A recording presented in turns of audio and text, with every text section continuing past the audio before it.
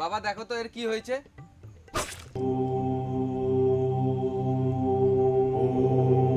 ওর শরীরে ভূত ঢুকেছে।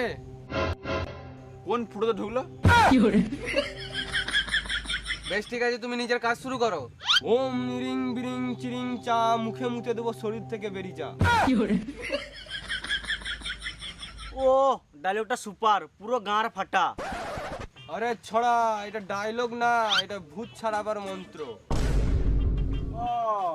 ওম মিরিং বিরিং চিরিং চা, মুখে মুতে দেবো শরীর থেকে বেরিয়ে যা।